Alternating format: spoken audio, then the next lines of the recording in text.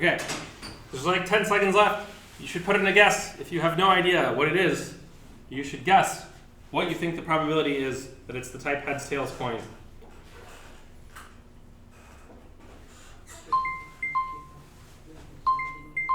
Okay, so let's stop this. Please put in your guesses. We're going to take a first guess. So I took the coin out. We saw that it was heads. And then sometimes it's the heads, tails coin. Sometimes it's the heads, heads coin. In this particular case, let's see what it was. So this coin, you saw it was heads. On the back is tails. So this is the type heads, tails coin. If we were going to repeat the experiment many times, how often would it be the type heads, tails coin? How often would it be the type heads, heads coin? That's what we're asking for. The probability that the coin is the type heads, tails coin. So let's see what people said. Actually, before I reveal, any questions or comments about the setup here? Is there anything unclear about the setup? Okay, so let's see what you guys said. Let's reveal what people said. Blank 1. 1, 2, 3, 4. Quite good. 2 people said a third. 6 people said a half. 1 person said 0.3. Quarter. 0.35. I don't know. 2/3. 0.375. 0.33. So looks pretty split all over the place. The most common answer is a half. 0.5. And I will tell you, a half is wrong. A half is wrong. A half is the answer to a different question, which is if I take the bag and I pick a coin at random and I don't look at it and I give you no information and I say, what is the probability that the coin behind my back is the type heads, tails coin? That is a half. So there's 2 coins. We're picking out of the bag. They're equally likely. So before you do anything, it's a half.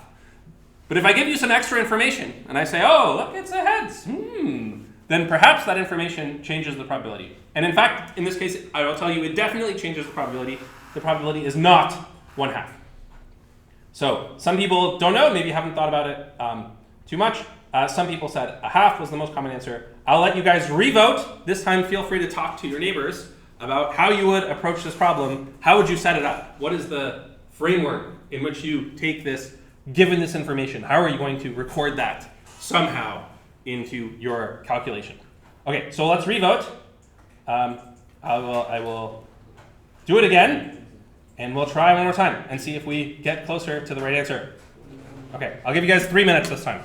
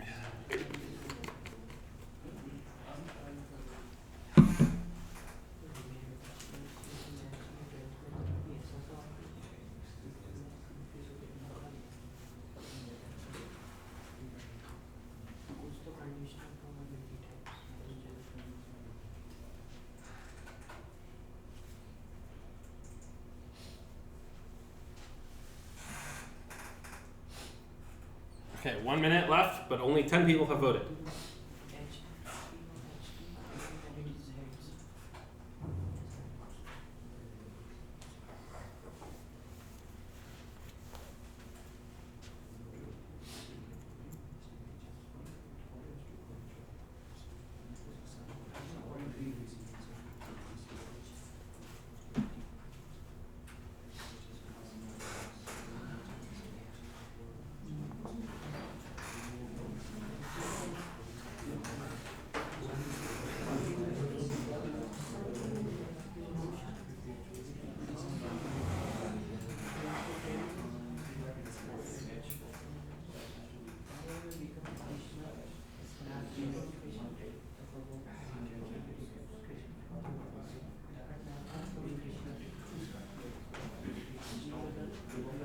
Okay, 10 seconds left. I think there's like 3 people who haven't voted yet. So if you want to vote, you should vote.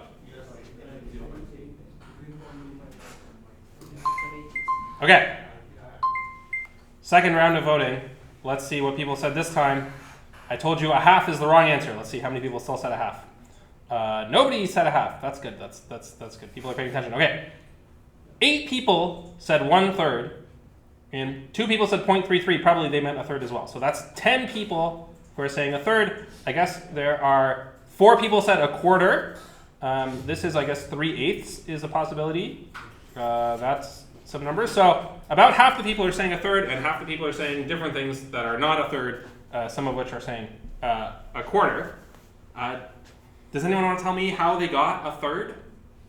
Somebody who voted for a third, which is the most common answer? Yeah. So the way I laid it out would be, so when we have 2 points, HT and HH, Yeah.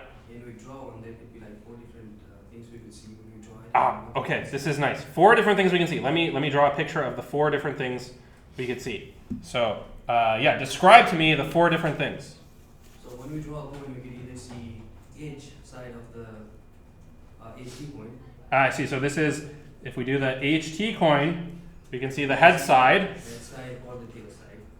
Side A, side B. The head side or the tail side. Yeah. Or we could see the HH side, and we could see either side of that coin. Okay, so you're saying there's 4 things we can see. Right. But we know we saw an edge, so we can remove the possibility of. I see. So you're saying there's 4 things we could see. There's the side A and side B of the heads tails coin. That's 2 things, either heads or tails. There's side A and side B of the heads coin. That's 2 things. But we said we're definitely in one of these ones. We definitely did not see the tails coin. So there's 3 things that we could have seen. We either could be seeing the side A of the heads tails coin, or the side A of the heads coin, or the side B of the heads coin. All right? So the possibility that we saw the type HT would be 1/3 given that we have. I see. So there's 3 possibilities, and 1 possibility is the type heads tails coin, and therefore the probability is 1/3. And let's reveal the right answer is 1/3. So this way of doing it is perfectly valid and does give the right answer. I think the one thing to be careful of, this was all correct, is just to make sure everything is equally likely. And in this situation, so it's not that there's 4 things, it's that there's 4 equally likely things. And in this situation, everything is equally likely because there's 2 coins. And so whether your type heads tails or type heads tails is equally likely, and whether your side A or side B is equally likely. So everything has probability 1/4 to begin with. And then after removing this possibility that we are not in the universe where we saw the tails, everything is still equally likely. Everything has probability 1/3. So if you're careful to say that, then this is a perfectly correct proof that the probability is 1/3. So I think a bunch of people came up with that. Are there any questions or comments about how this argument goes, doing it this way by looking at the possibilities? Another common way to do it is, instead of arranging it like this, you could arrange it in a tree as well. You could have said either we got the type heads tails coin or the type heads coin. That's the first thing we did, is we pulled out of the bag. We picked one of 2 coins. And then for each of those coins, you can say either you're on side A or side B.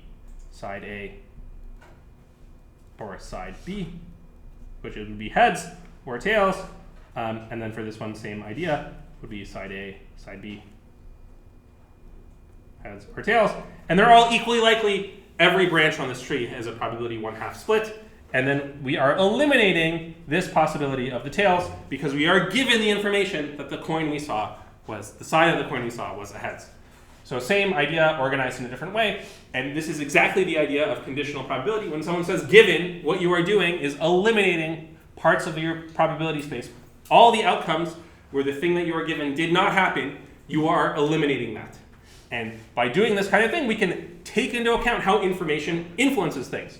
So the probability of the coins was a 50-50, which one I had, until I saw that there was a heads on it. And all of a sudden, when you see there's a heads on it, it's more likely that it's the heads coin than the heads tails coin, because there's more heads on the heads coin, right? after we're given some extra information, it's probably 2/3 to be a type heads, and probably 1/3 to be a type heads-tails. The information that you're given affects the probability of things. And this is the right way to take information and turn it into a real, honest estimate in a mathematically consistent way of what is the probability of different classes. Okay, so we're going to take this and run with it. This is called Bayesian inference, right? This kind of thing of updating probabilities. And we're going to use this for classification. So far up to now, we did linear regression, and we were just fitting the line. We're saying minimize the error. And minimize the error, okay, it gives something, right? But this is going to give us some more kind of a sense in which it really is the probability. Like the thing we're going to estimate is exactly this kind of probability. And you can think of this as a classification problem. There were two classes. There was the heads-tails coin and the heads-head coin. That's like the y value. And there's one x value, which is what you saw, right? Did you see a heads or a tails? And based on what you saw, you can classify either as heads-heads or heads-tails. You're acknowledging, of course, it's not perfect, right? It could be either one, but you know the probability of either class. So this really is the basis of classification with this Bayesian stuff. Okay, so that's what we're going to do. And it's going to start to get a little bit more mathy in a second. This is the chance to build the intuition and see this little page over here. If you understand this, you understand the intuition behind what we're doing, it's going to get a little bit more mathy with some formulas and stuff, because as you move to problems that are more complicated than just coin flips, you have to use more complicated formulas to keep track of more complicated probabilities. And you can no longer draw a tree, right? The tree works because there were 4 possibilities. If there's 4,000 possibilities, you can't sit there all day drawing the tree. So we're going to see how to do the same answer using formulas, and then we're going to apply those formulas to a more general situation with x's and y's. But this is a good place to stop. If this is unclear, why did it become 1/3? This is your chance to ask, to clarify. Okay, so we're going to do the same calculation. We're going to try to get the same answer of 1/3, and we're going to try to see if we can use formulas to do it instead of pictures. So the pictures are a good way to build intuition, but the formulas will have the same ideas in them, but will be more powerful in that they can apply to more complicated things. And so the formula we're going to use is Bayes' theorem. This is the big formula that is going to let us do this kind of thing, calculate systematically these kinds of probabilities. And the Bayes' theorem says something very simple. It says the probability of something given something else. So if you have A given B, this line means given. This is related, and I'll write equals question mark. The probability of B given A. B given A. Given A. Okay, and it's not that they're equal, but they are related in a special way. So you should not think they're equal. But they are related, and we're going to figure out that in a second. And why is this helpful is because really what we're doing is we're figuring out the probability that it is a type heads-tails coin given that we saw a heads. That's really what we want to do. That's what the problem was asking. Please figure out the probability it's a type heads-tails coin given that we saw a heads. And that is tricky, but the reverse, the probability that we saw a heads, given it was a type heads-tails coin, this is an easy probability. If you know it's the type heads-tails coin, so if I dig here and I find the type heads-tails coin, so if I tell you it's definitely the type heads-tails coin, I say, what is the probability that you saw a heads? That is a very easy problem. If you know the class, figuring out what you see is well known. This is an easy problem. And in fact, in this case, it is just a half. This is a half. So this one is the hard one over here. Hard. That we had to do. But this one is easy. And so Bayes' theorem will tell you how to find a hard probability, the probability of some class given some observation in terms of something easy. That's what it does. And so what you have to do is know what it is. It's not that they're equal. This answer is not a half. The answer was actually 1/3. So how did a third come out? And I think the place you can either memorize Bayes' theorem, but for me, whenever I memorize it, there's a fraction, and it's very easy to get it wrong. So for me, I always figure it out from scratch by starting with the formula that the probability of A given B, what is the probability of A given B? It means we're in the universe where B definitely happened, right? So that is the probability that A happens and B happens, right? Someone said we're given B. That means B definitely happened. So that's why I know it's an and B. B definitely happened. The probability of A and B would say, eliminate all the possibilities where B didn't happen, just like we crossed off the tails here. But we have to do one other thing, is that we have to elevate all the other probabilities where B did happen by the right amount. So in this example, there were 4 options. They were each probability a quarter, a quarter, a quarter, a quarter, a quarter. And then we eliminated this one, right? That's the A and B part, because we know it was a heads that happened. Well, it occurs to me, look, I have a mistake here. No one told me this should be a heads. Okay, good. All right, fixed. So a quarter, a quarter, a quarter, a quarter for the probabilities. We eliminate the ones that are not heads, because we know we saw a heads. And now you would say, okay, it's a quarter, a quarter, a quarter, but there's 3 of them. That only sums up to 3 quarters. So what you have to do is take all of these things that are each probability 3 quarters and boost them up until the entire thing is probability 1. So it should be a third, a third, a third. How do I know it's a third, a third, a third? Well, I start with a quarter, a quarter, a quarter, and I multiply it by a big enough number so that it's a third, a third, a third. And that number that you have to multiply by is 1 over the probability of B. 1 over the probability of B. So this event, that it was a heads in the first place, is a 3/4 probability event. And by multiplying everything by 4/3, it converts these 1/4 probabilities into 1/3 probabilities. So this, you can think of this as a normalization factor. It ensures the entire probability is 1. Entire probability is 1. Okay. So it's boosting, for example, it boosts the 1/3 probabilities to, it boosts the 1/4 probabilities, 1/4 to 1/3. So this event, it used to have probably 1/4 that it was the type heads, tails coin when we saw heads. But after we've conditioned that we definitely saw heads, now it has probability 1/3. It went up by a factor of 4/3. That's dividing by 3/4. So that is the probability of A given B and the formula for probability of A given B. Are there any questions or comments about that one? You've probably seen this one before, but maybe they just yelled at you and told you to memorize the formula. Now you know why it's happening. Okay, so that's the probability of A given B. What is the probability of B given A? Very similar formula. The probability of B given A, same thing, except now it's the probability of B that is on the top. So it's B and A times 1 over the probability of A. So now you're dividing by the probability of A if you're given A. And you can see these two formulas are very similar because you have the probability of A and B, and you have the probability of B and A, and of course that's the same thing. So this is the relationship between these two things, is they are both very closely connected to the probability of A and B both happening. It's just you divide by different numbers. In the probability of A given B, you divide by the probability of B. In the probability of B given A, you divide by the probability of A. And so if you want to make one formula of one in terms of the other, all you have to do is bring the probability of B to one of the other sides and the probability of A on the bottom. And so there's a number of ways you can do this algebra. So I think you should, let's all stare at this for 20 seconds. Take these two formulas and figure out what should you multiply by to go here. And I'll give you, let's make this a vote. Option A is it's the probability of A over B, over the probability of B, and option B is the probability of B divided by the probability of A. And one of those two factors will be the right thing to put here. Let's zoom out so we can see everything. So you're going to put one of these factors right there, and it's going to correctly make it. So if you rearrange correctly, it will be one of those two factors. And of course I could do it, but it's better for you to try to do it yourself, and then maybe you will remember which way it goes. So which factor goes where? Which one goes on top, which one goes on the bottom? And I will run a quick vote in Mathematize. Mathematize has a quick vote option that I have never used. Let's try the quick vote option. I'm going to do add exercise, create quick vote with a lightning bolt. Select the correct option. I don't know what the correct option is. Okay, done.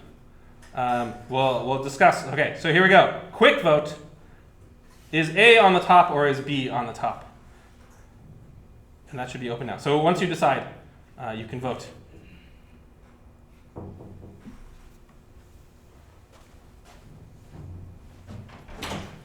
Hello, come on in.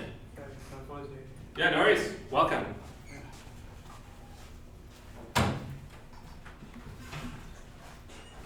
Okay, so let's see. So okay, these are the options. Option A is an A on top, and option B is a B on top. Which one should go on top? Okay, and I'll give you guys, say, how many votes do we have so far? We have 7 votes. Let me give you 1 more minute to try to do the algebra which one should go on top?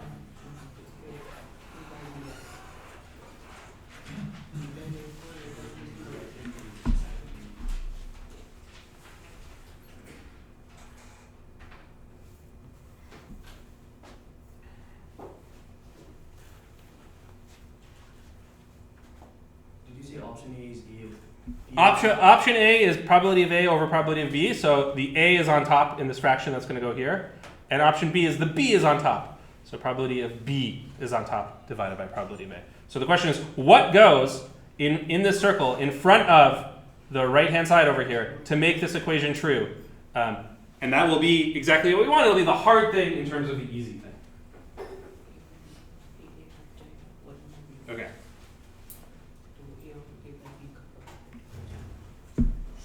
Okay, who needs more time? There's like 10 seconds left.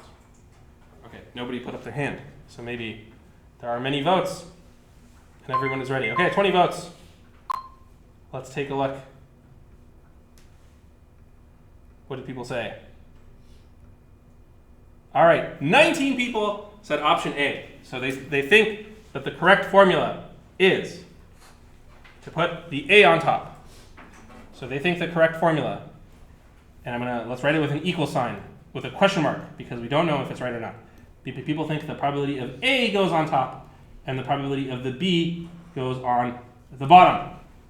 Okay, and the way you can always be sure is if you move the probability of B to the other side of the equation, then you would have the probability of B times the probability of A given B, and that's the same as moving this probability of B to the other side. The probability of B times the probability of A given B, that would be the probability of A and B. So the left-hand side here would be the probability of A and B. And the right-hand side would be the probability of A times this stuff. That's the same as that. That would be the probability of B and A, which is the same. So this looks correct to me. Very good job. Let's do it in green, the color of check marks. Check mark. That is correct. So people got it right. It's the probability of A divided by the probability of B. The other way you can think about it is if the A is a very likely event, then it's going to boost this probability quite a lot. What's the probability that A happens? Well, if A was already very likely, if this probability was already very big, then it's going to increase this probability. So what do we have to do over here to solve our hard thing, the probability of the type heads tails coin, given that we saw a heads? In terms of the easy thing, that was a half, we have to multiply by the probability of A given B. The probability of the type heads tails coin divided by the probability we saw a heads.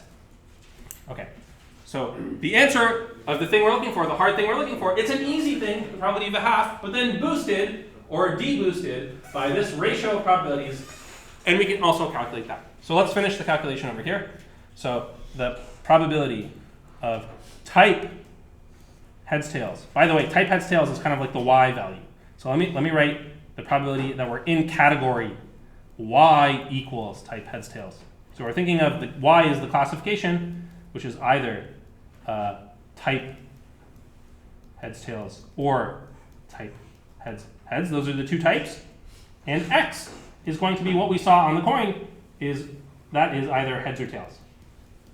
So the probability that we're y, the class, is the type heads tails coin, given that we saw x equals heads, that is equal to the probability of just having a type heads tails coin to begin with no information, divided by the probability that x equals heads, times this reverse ratio, that x equals heads, given that we're in a certain type. Let's say y equals. Okay, and all of these things we can calculate. So the probability you see a heads given that the coin is really type heads tails, we said was a half. The probability that the coin is type heads tails with no information given, that is also a half because there's two coins in the bag and we pick one at random. So this one on the top of the fraction is a half. This one on the bottom, what's the probability that the coin would come up heads in the first place at all? In this case, you can see, well, it's going to be 3/4 because there's 4 sides and 3 of the sides say heads on them. But in general, to figure out this probability that x equals heads, you sometimes have to sum up over all the classes. So that's what I'm going to do here. I'm going to use this formula. This formula is sometimes called the law of total probability.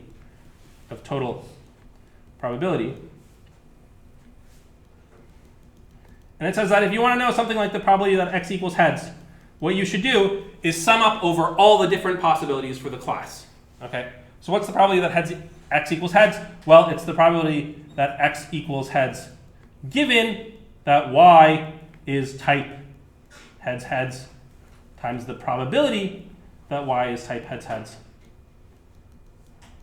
plus the probability that x equals heads given that y is type heads tails times the probability that y is type heads tails. So if you ever want to know what the x's are doing on their own, you can just sort of condition on all the possible values for y and add them up. And again, this is easy because we know, given what y is, we know exactly what's on every coin. So this is, again, reducing the problem. What is the x doing? That's complicated. But these things are all very simple things. So in this particular case, I think the answer is this number. What is, if it's heads, given it's a heads coin, this number is 100%. So this is 100%. If you have a type heads coin, it's definitely going to be heads. This one is 50%, 1/2, because the two coins are equally likely. This one is 50%, 1/2. If you have a heads tails coin, half the time you get heads, half the time you get tails. And last but not least, this thing is also a half. Okay, so if you add it up on the bottom of the fraction here, you have 1 times 1/2 plus 1/2 times a half. Okay, and we already did this problem. We know the answer is going to be 3/4, but this is the way to see that it's 3/4 using all these simple facts that we know of everything being equally likely. And this should work out to 3/4. So 1 times a half is a half, plus a half times a half is a quarter. A half plus a quarter is 3/4. So final answer, 1/2 times 1/2 divided by 1 times a half plus a half times a half. And you can see this is really where the 3 comes from. It's from the 3/4 on the bottom. Okay, so we get a quarter divided by 3/4, which is 1/3. So we did the exact same calculation that we did before. Before we did it by just looking at all the possibilities and counting. That was good intuition. That's exactly what we're doing. We're eliminating possibilities from our set of outcomes. And this is the exact same way to get it, sort of with less thinking and more formulas, right? By just plugging and chugging through these formulas and using these kinds of formulas and combining them in the right way to get the probability 1/3. Okay. Any questions or comments about Bayes' theorem or any of this calculation or how we got 1/3? Okay. So now we're going to use this in a sort of, quote, more data science-y type problem. And again, for our first example, I always set things up in Desmos. So here are some blue points and some orange points. Let me zoom here and make it look nice. So in the coin flip problem, x was either heads or tails. And the y values, the classes were you the heads tails coin or were you the heads heads coin. Now we have, in Desmos, we have something different, which is we have orange points and blue points. And there's even some orange points way, way out here. Orange points and blue points. So the example we're going to do, there's 2 classes. This is the Desmos example. Desmos example. There's 2 classes. There's y is either orange or blue. So there's orange or blue. And I've plotted those as 0 and 1, but really you should think of them as 2 different classes, orange and blue. And the x value is some real number. X is a real number. So some x value. Okay. And very vaguely, what you can see just as a human looking at this graph is that the orange points, they have kind of more negative values, and the blue points kind of have more positive values. So if someone says, I saw a point that had an x value of 1, so they said, I see a point at x equals 1, but you don't know if it's orange or blue, what would you guess if it's orange or blue? Well, it kind of looks closer to me, like it looks more like a blue point. And that's what we want to come up with, a function that tells you what is the probability. What do we want? We want this function, the probability that y equals, say, orange, given x equals x. So, I don't know, call this p of x, the probability. So given some x value, like x equals 1, what's the probability it's going to be an orange guy or a blue guy? And so at the end of all this work, we're going to come up with these functions. And here is some graph of what they look like. So the probability that it's orange or blue, maybe these values are definitely orange, these values are definitely blue, and there's some transition zone where the probability kind of goes from 0% to 100%. So that's what these graphs represent, the probabilities of either being orange or blue. Okay, so that's the setup, and it really is the exact same as before, where we're going to use Bayes' theorem. So if we want to know the probability that it's an orange given x equals x, all we got to do is write this by Bayes' theorem. This is the probability that x equals x given that y is orange, right? And we hope that this is an easier problem. We've taken our hard problem, this is our hard problem, and we've written it in terms of an easy problem, which is find the probability that x equals x given you're an orange point. Of course, you have to multiply, right? You have to multiply by the probability of A here. So that's the probability of A is that y is orange. Y equals orange. And you have to divide by the probability that x equals x. Okay? And just like before, if you use the law of total probability, the way x could be x is it could have been x equals x from an orange point or x equals x from a blue point. So really, we have a big fraction that looks like this. The probability that y is orange times the probability that x equals x given that y is orange. Okay, I'm just going to write O from now on for orange. You have to know that O starts with orange. Or y could have been orange given x equals x times, that's not what I want, the probability that x equals x given y is orange. Okay, y is orange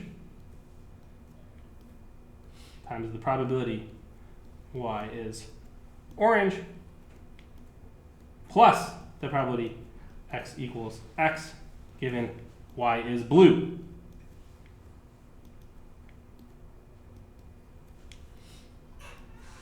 And then we'll give it times the probability y is blue. Y equals blue. Okay. And so I've just used the law of total probability on the bottom there. And you can really see that this is going to be a ratio of the sum of two things. So there's something on the top. Okay, good. Don't miss the seminar. All right. There's something on the top, and then on the bottom you have the same something. This term and this term are exactly the same. I've written them in the opposite order because I'm silly. But these terms are the same, plus this other term. So it's a ratio of two things. It's something divided by something plus another thing. Of course, it's going to be some number between 0 and 1. And we just got to estimate all of these individual terms, and then we will be in good shape. We'll have the answer to our question. What's the probability that y is orange given x equals x? And some of these things, I will highlight them for you, just involve the probability that y is orange or blue with no information. So given no information, in the same way that we had the 2 coins in the bag, and you could say it was 50-50 chance for each, without looking at the x, you have to fill these in. And this is a nice thing because before you even try to classify points, you might know sort of the background rate of oranges and blues. A very reasonable assumption is the rate of oranges and blues is 50-50, right? Another reasonable assumption is we could look at our data set, we could count the number of orange points in our data set, count the number of blue points in our data set, and say the probability of an orange is proportional to the number of orange points, the probability of a blue is proportional to the number of blues. So there are a lot of different ways you can get this number, but somebody will give it to you. So step one, I guess, is to find this probability. Let's assume that these probabilities are 50-50 for this problem, just like they were for our coins. So we're going to assume, and this sometimes is called the prior probability. This is the prior probability.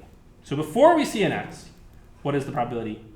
We could say it's 50-50. And this is really one of the nice things about this method, is that you can put in any prior probability you want quite easily by just changing these numbers.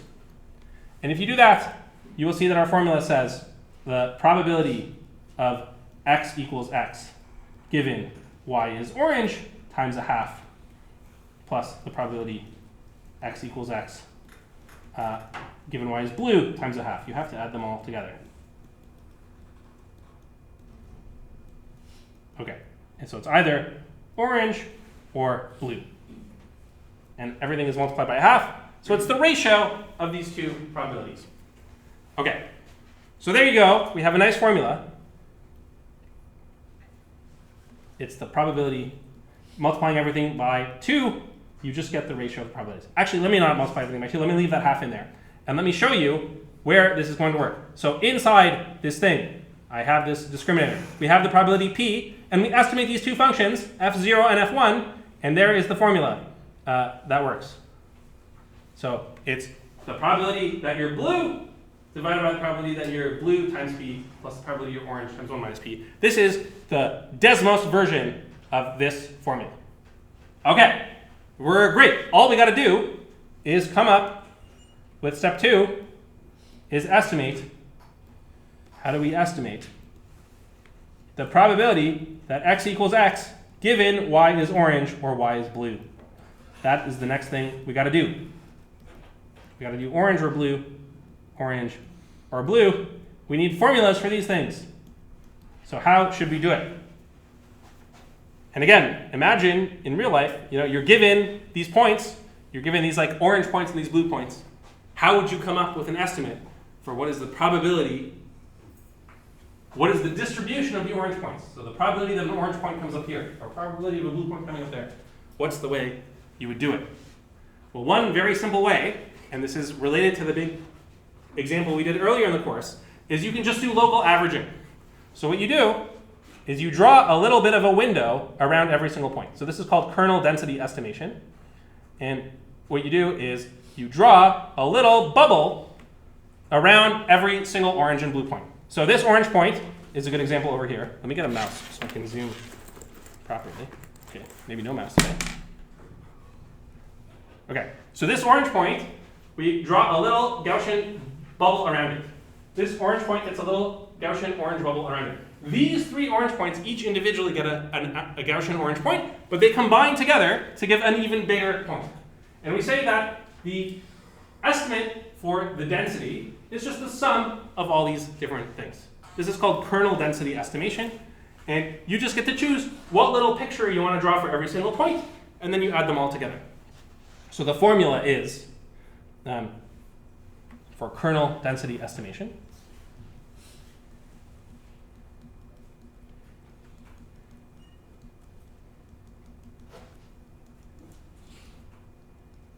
and this is really some kind of local averaging thing, you say that the probability that x equals x given y equals orange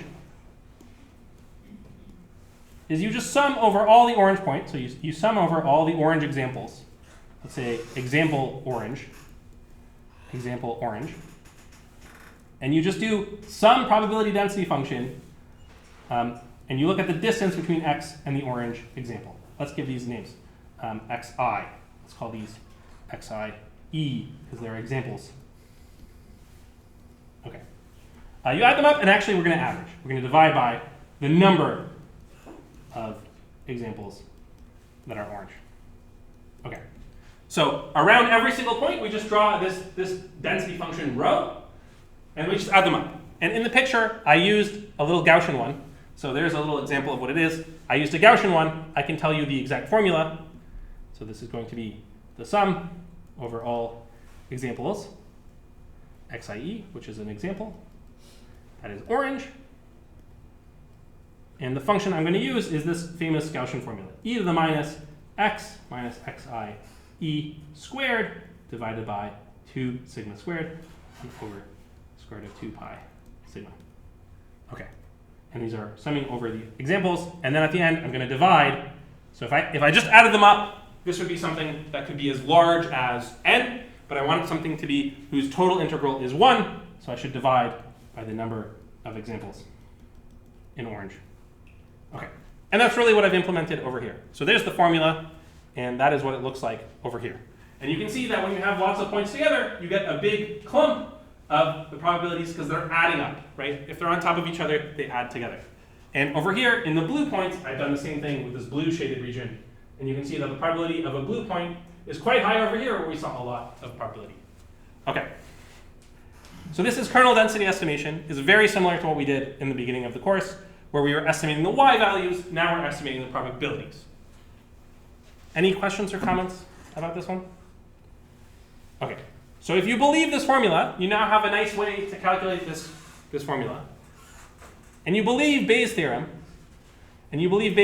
which tells you, okay, look, you have this thing, if you know the prior probabilities, here's how you combine them, that gives you a classifier.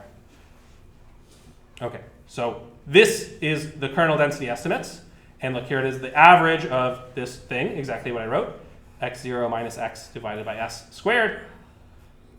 Then you can turn on the classifier, okay, and you get a function that looks like this. There it is. So the function looks like this. It's basically taking the ratio of the orange area to the blue area. So where the blue area is very big, then you're very likely to say the point is blue. So you're saying, I think that the points over here with x values around here are blue. I think the points over here, I think they're very likely to be orange. And in the middle, some interesting things happen, right? Let's focus on this middle section where interesting things happen. Can I zoom in? So here we go. Let's see what this thing is doing. So there's a blue dot here, and that leads to a little blue area here. And that blue area is driving our Bayesian classifier to have a large probability of blue points. So it's saying if you give me an x value that's in this range, this one blue point is raising the probability to be blue by quite a lot. And if you give me a point in this little range, right over here, because of this one orange point, we have a large probability density of orange here, this orange area, and that's raising the probability to be orange.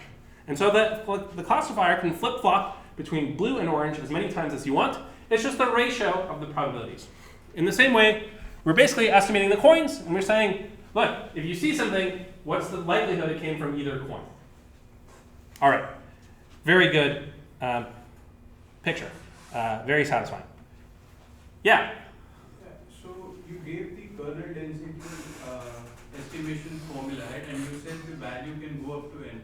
Yeah. Probability can range between 0 and 1, right? The integral of the probability should be between 0 and 1. Yeah. So this is a formula for the probability density. So I've sort of been lying. This is kernel density estimation. This really should say probability x equals x. It should be the probability density that x is equal to x. So if you want, this is actually a density function. Okay. Does that answer your question? Yeah, but will it determine the probability for p x of x where y is orange? Yeah, so this is a density function. It has the property that if you integrate over all possible x values, it should integrate to 1. Okay.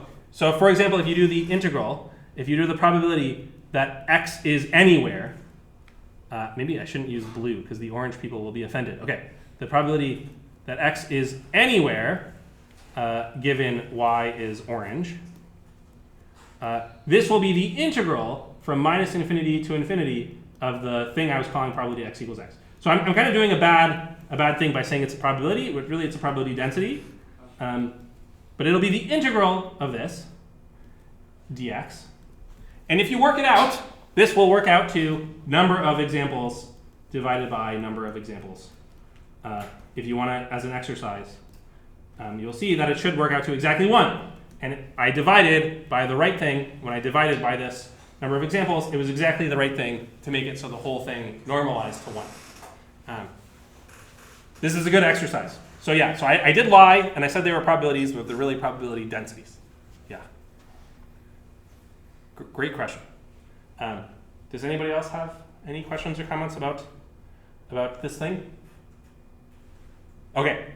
There is one issue, which is when you do this. I made it seem like, okay, it's all fine, you just do it, it's no problem. There is one issue that I kind of glossed over quite on purpose, and that is this question, what the hell is a sigma, right?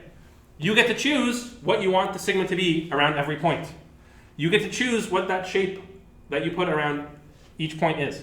And you could pick a very wide point, you could pick something wide, or you could pick something very narrow, and if you do it, you'll get different values. So let me show you. In our density estimate, we had this S. And by changing S, we get different things. Let me show you a really extreme case where S is really, really tiny. Let's make S as small as we can. 0.3. So we're saying the little shape I put around every point is a very, very narrow region. So you can see this blob over here, these 5 blue points, Before they were one big blue blob. We said these had these 5 blue points, and we have a big blue blob. Now they are 5 unique peaks, right? The probability distribution is peaked with 5 unique peaks. And you can see each of the individual peaks. And similarly for the orange, you can see these peaks. And what did this do to the classifier? So I just made this choice of what S should be. And let's look at the classifier, this blue and orange function. Before it was this nice smooth thing, and now it's going 100%, 0%, 100%, 0%. It's kind of, okay, let me zoom in. Before it was a nice reasonable thing, now it's doing 100%, 0%. It thinks all these points near this orange point should be orange. All these points near this blue point should be blue. This is a kind of overfitting, right? If you make it too narrow, it will start to overfit to the points. And exactly this is exactly the issue of local averaging that we talked about before. If you make the window size too small, you're overfitting. It's the exact same issue as before. This is a bad estimate for the kernel density because it is overfitting. If you make S too small, you're overfitting. What happens if you make S too big? So let's make S really, really big. All right. So now, all of the blue points, they're just one big blob. You cannot see these 5 or this one. They're all just a big blob. And what do you end up with? Is just some blob like this. And actually, this is not terrible. This is not terrible. So it's saying these points are definitely orange. Those points are definitely blue. If you're in this in-between region, I really don't know. It's like 50-50. If it's going to be blue or orange. This is a kind of underfitting. If you make it too big, then you're starting to underfit the information you have. So it becomes the same issue of overfitting and underfitting we saw inside the kernel density estimation problem. If you estimate the kernel density well, this will work really, really well. If you estimate the kernel density either underfit or overfit, you're going to have a bad classifier. So that is one issue. And of course, you can get around it. We talked about how to pick the optimal size. You can try, just for the blue points, you can do some experiments. You can do test error, see how well it's doing. You can make sure to pick an S that is appropriate, right? So in this case, something like 0.1, which I think I originally had, this is pretty good. Okay, and there's not many points, so you can't know for sure. But in a real problem, you can make a good guess. Okay, so that is the whole thing with kernel density estimation, the Bayesian stuff, the whole story all together. Any questions or comments about that? So the next question for you guys is, why is there more to the story? Because I just gave you a very compelling argument of how this is all going to work. Just estimate the kernel density, blah, just do it. It doesn't always work. There's a problem with what I said. It worked perfectly well in what I did, but in real life, what I said doesn't work very well. Why doesn't it work in real life on large data sets? And instead of kernel density estimation, you can make a simplifying assumption. For example, you could assume the data is blank. And this is related to the video that you were supposed to watch before today's class. So I'll give you guys 2 minutes to think about this. They're both word answers. Put in the words that you think are right.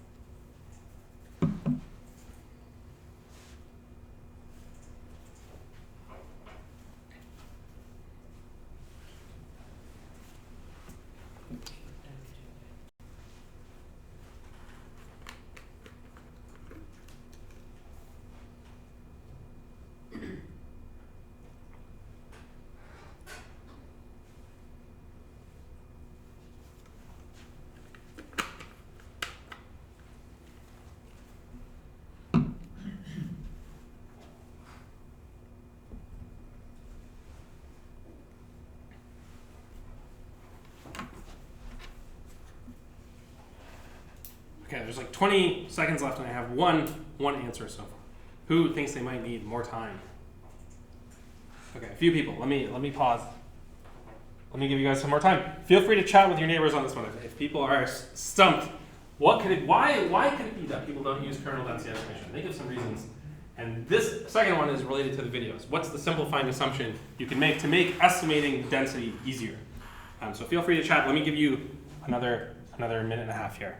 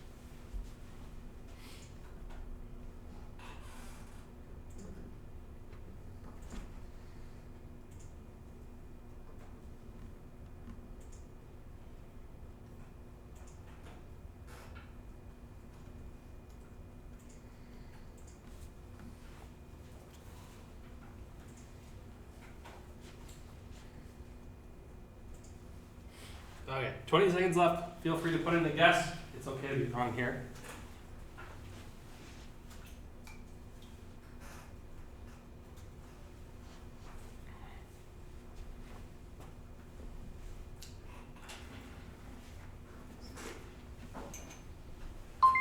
Okay, let's take a look at what people said. Why don't people use kernel density estimation for larger real data sets? What did people say? Intensive computation. Actually, I think this is actually a very fast thing. All you got to do is one sum. So actually computationally, it's okay. That's okay. So a lot of people said that. Let me see if anybody said what I'm looking for. Does anybody remember why we didn't use the local averaging techniques? The very first technique we started with, the cannonball problem, averaging everything in the little window. Why does that not work on real data sets? Right? So take everything that is within 0.1 of you, average them all together. That's really what we're doing here, right? To know the probability density at some point, you take all the points that are nearby and you just like add up the thing. Why doesn't that work when you go to a real data set? Yes, the curse of dimensionality. That's right. So in a one-dimensional picture, which is on my nice blackboard, this is what I can draw. It all looks very fine, right? This point and that point, they're right next to each other. You add it up, it's fine. You look at the nearby points to 2. There's 5 nearby points to 2. In a one-dimensional world, if we lived on lines, this is all perfectly fine. When this is not fine is when you have 81 dimensions in your housing data set, right? And you say, look at the houses that are nearby to this particular house. Well, there are no houses that are like this house because there's 81 different ways they could be different, right? And even a small change in the 81 dimensions will lead to a big change overall. So in one dimension, this is perfectly fine.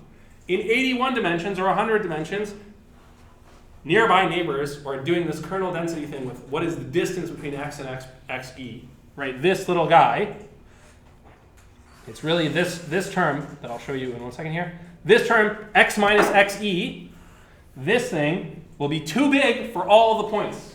That'll be such a big number for all the points that you won't have a good estimate. And so the problem is you have no good way to estimate the density in a high dimensional space, or it's more tricky to do this kind of thing. The bigger the dimension, the more you have the curse of dimensionality, and you will not be able to get good estimates this way.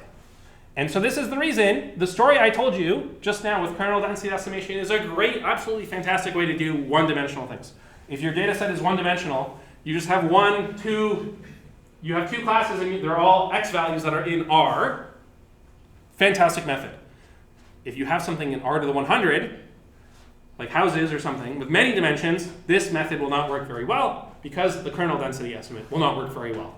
And it's, again, the curse of dimensionality. So what can we do instead? Let's see, if you watch the videos for today's class, you assume the data is Gaussian or normal. Those are both synonyms, and that's what I'm going for. Normal distribution, very nice. Normally distributed, these are great. So that is the right idea. And once again, be careful because I pronounce Gaussian Gaussian, other people pronounce it Gaussian. Make sure you know what I'm talking about. Assume the data is a Gaussian distribution. So over here, we made no assumptions, right? And we ended up, these blue curves are some weird thing with multiple peaks. The orange one has multiple peaks. We could instead assume there's going to be some Gaussian distribution here for the blue, some Gaussian distribution for the orange, and we just want to estimate the parameters of those things. So it really goes from a non-parametric thing. We have some formula for the blue density, some formula for the orange density that had no parameters, to now we're going to assume it has a special form and just match the parameters. So this is option number 2. Before we did kernel density estimation, this was like option 1.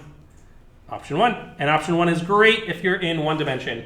But now we're going to do option 2, which works better in high dimensions, which is assume the densities are normal.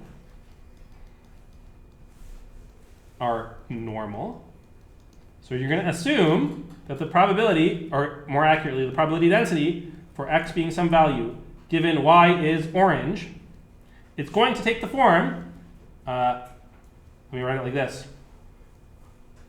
It's normal with some mean and some variance. And the mean and the variance are going to depend on our orange data set. And we're going to estimate them. And we're going to assume that the probabilities for the blues are also orange. For the blues are also normal with different parameters. So there's going to be some mean for the blue points, and there's going to be some sigma of the blue squared. And so the problem goes from, by making this simplifying assumption, instead of having to estimate the entire density function, you just have to estimate these parameters, and then you put the parameters in the normal formula, and you have your estimate. So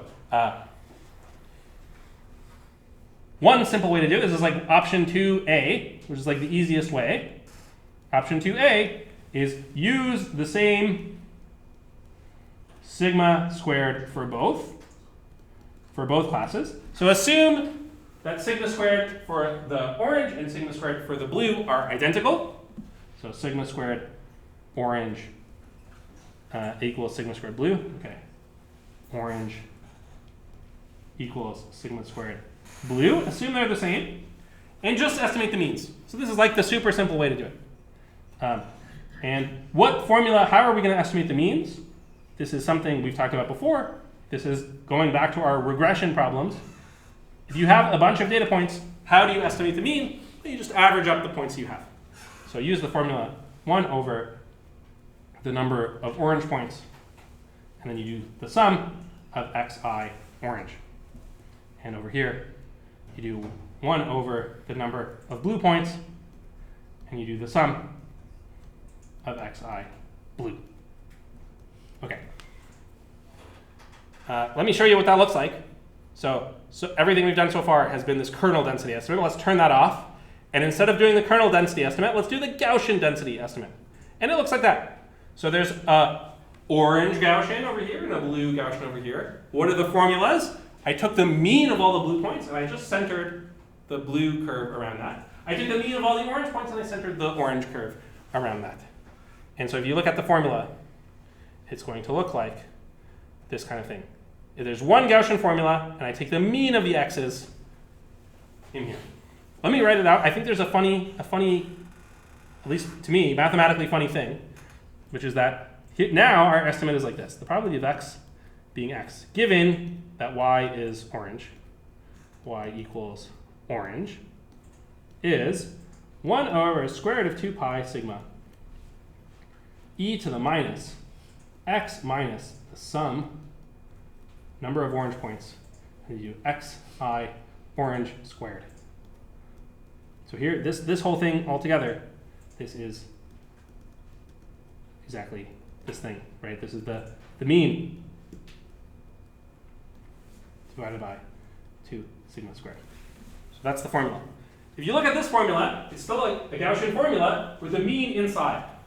When we were doing kernel density estimation, it was the same kind of formula, but the mean was on the outside. We were doing an average on the outside.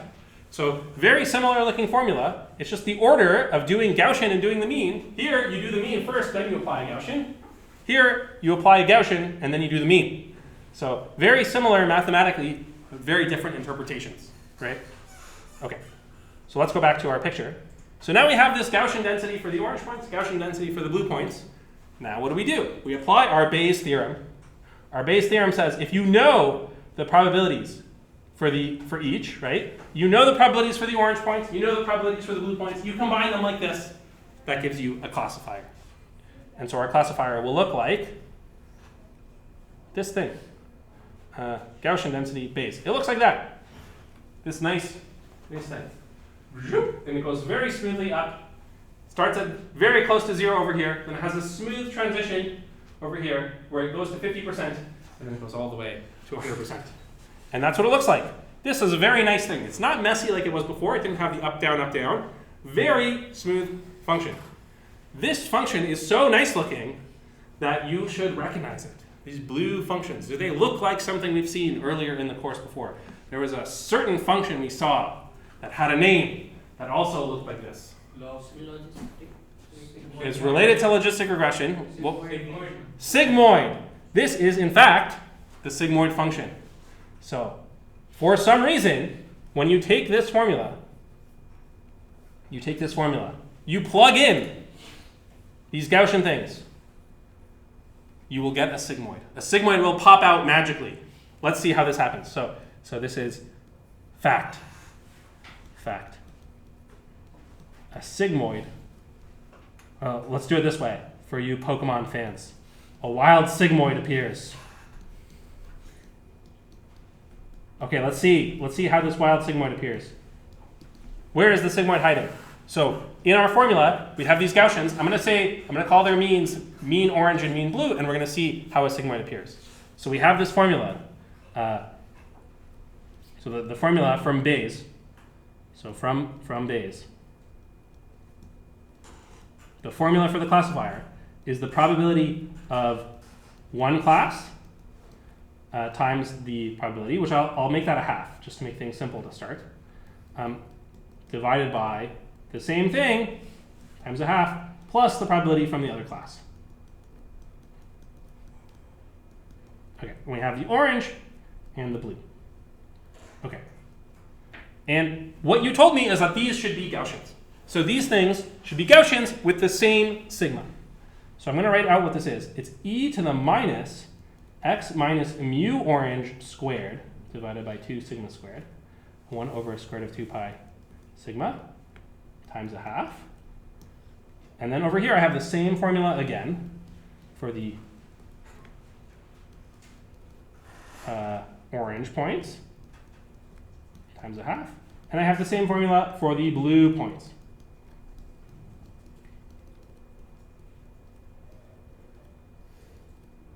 Times a half. Okay, so it's orange on the top and over here, and it's blue over here.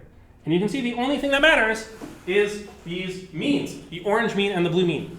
We have a bunch of things that cancel out. Let's start canceling stuff out. This factor of a half is on the top and the bottom. That factor of a half is everywhere.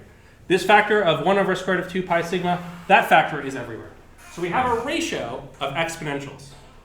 Already you should be saying, okay, ratio of exponentials.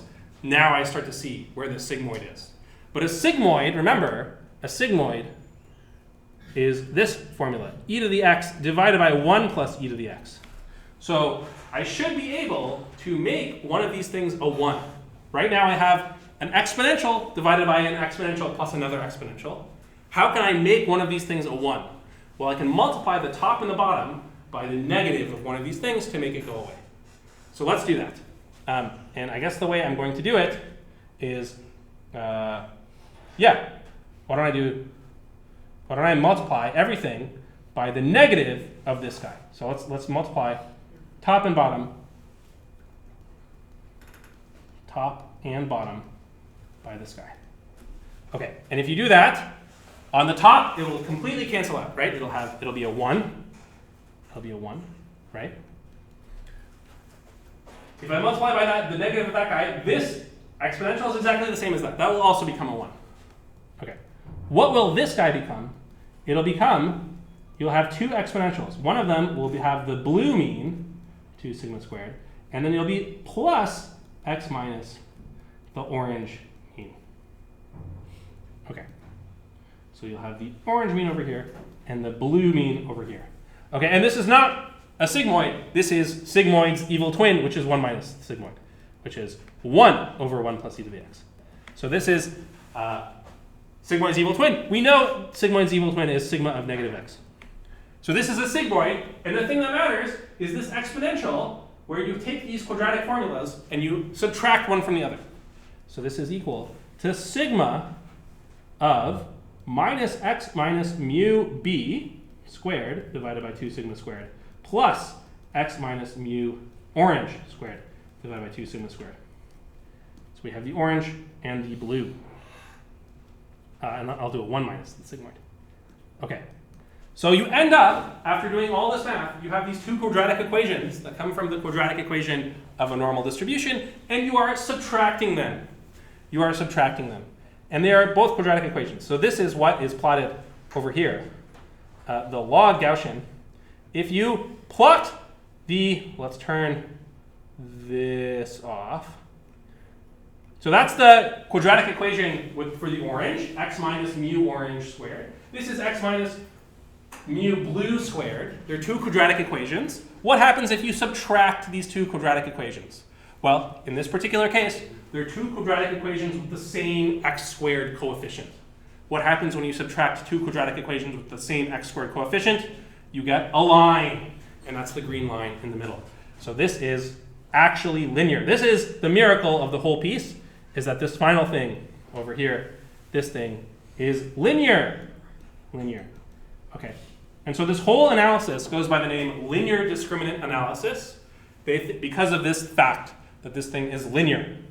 And so in this case, we have a green line, and that green line is the difference of these two quadratic equations. If you calculate this green function and you apply sigmoid to it, that gives you the classifier. So it's exactly the same as what we did before, but because of a weird algebraic miracle, it works out to something very simple. Okay.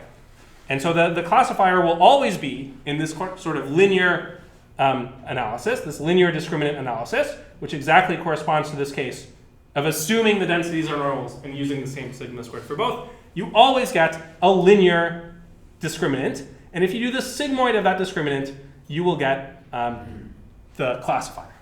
So the classifier is always a sigmoid. Next class, we'll do the same thing. We're going to move on to harder ones where they have different sigmas. That's quadratic discriminant analysis. And we'll go into high dimensions, because this is my first time ever using Desmos in 3D. So I was very excited, and you have these really nice classifiers that look like this, right? The sigmoid in 3D looks like that, and you can play around with it and see the classifier between the orange and the blue in 3 dimensions.